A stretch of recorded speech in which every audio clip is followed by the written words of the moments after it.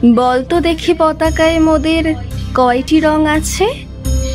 শিক্ষক এসে শুধালেন হেসে দ্বিতীয় শ্রেণীর কাছে। একসাথে মিলে সব ছেলে বলে চিৎকার করে জোরে, 3টি বর্ণ রয়েছে রাঙানো জাতীয় পতাকা জুড়ে। শ্রেণীর পিছনে বেঞ্চের কোণে শিশু ছিল এক বসে। পতাকার মাঝে 5 রং আছে, বলল সে মৃদু ভাষে। কথা তার শুনে বাকি শিশুগণে হেসে খায় লুটোপুটি। শিক্ষক রেগে বলেন হেঁকে, বোঝাও কি করে 5টি?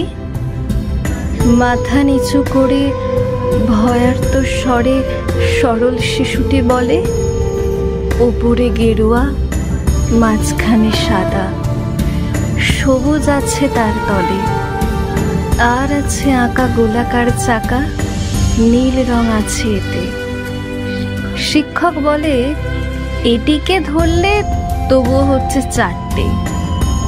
অবোধ শিশুটি বলল তখন, রং আছে আর এক, লাল লাল ছোপ দাগ দেখা যায় ওই পতাকার মাঝে।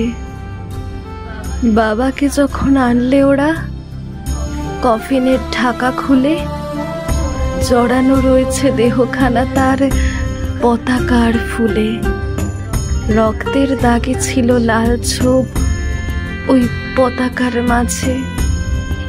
এই নিয়ে মোট হলো 5টি। এবার তো ঠিক আছে।